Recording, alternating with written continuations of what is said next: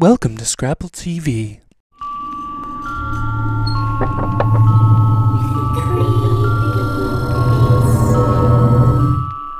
Your films have a lot of gross factor in them, I would say. Some of them do. What is your favorite bodily function?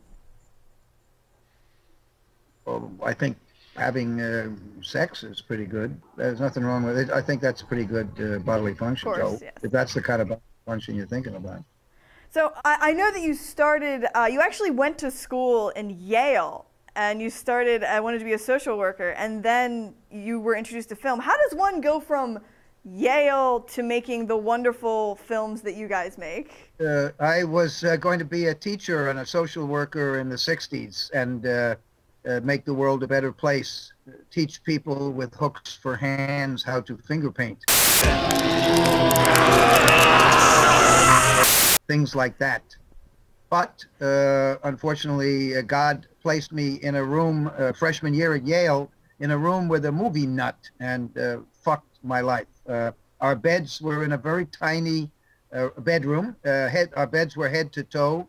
And at night, I would inhale my roommate's Godard stinking feet, and the aroma du Troma was born. Yes, and the aroma changed your brain, and then you just wanted to be crazy and make films. I can understand that. That's how actually I started doing. I inhale feet often.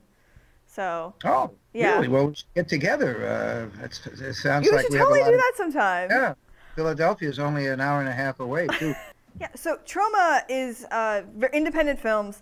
Why are you so attracted to the independent budget as opposed to the big budget Hollywood blockbuster movies? Well, I think it's very important to have total control over your movies. When I was at Yale, and because I speak French, I stumbled upon the Cahiers de Cinéma, which are the notebooks, the magazines published by the French Cinémathèque Française. Vous-même pour l'horreur. Il faut que vous prépariez vous-même pour le terror. Blood-sucking freaks! And they propounded, in the 60s, they were the ones who propounded the auteur theory of movie making. These were people like Godard and Truffaut who were journalists and moving into making their own damn movies.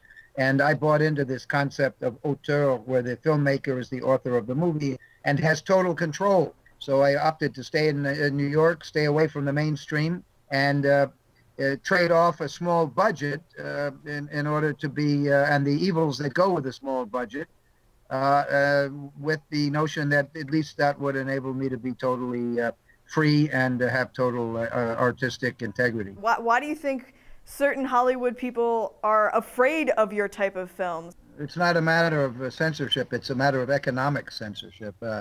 The industry has become a cartel, an oligopoly, a club of Rupert Murdoch, a small number of Rupert Murdochs, giant devil-worshipping international media conglomerates who have gotten the rules against monopoly done away with, so they are vertically integrated. They control the content, they control the pathways to the public, and they control the revenue sources. Just point me in the right direction. I'll blow their balls off. This is war! Troma's War. So people like you and we we could have Gone with the Wind, and we wouldn't be able to get it on the air. It's because we're not part of the club. I think you guys probably will have the same trouble if you try to get a movie on even Skinamax. And you're actually a honored guest at Stan Lee's Kamikaze this year, right? Is that correct? Yes, I'm the guest of honor. Stan Lee and I go back. We've written a script together, and he's been in a bunch of Troma movies, and we've done some appearances together. He's a good buddy, and how nice of him to give me a little bit of attention at his Stan Lee. This is November 1st through 3rd, but it's in Los Angeles at the Convention Center, if I remember correctly. And Troma will have all sorts of interesting guests. We have some panels with various directors. I think Eli Roth and Ron Jeremy, and I can't remember all of them. That's awesome. That's really great. There should be some. It's going to be a very interesting Troma seminar weekend. Thank you for coming in, Lloyd. And next time you're in Philadelphia, we should definitely get together and smell some feet. Oh, that would be great. That would be good.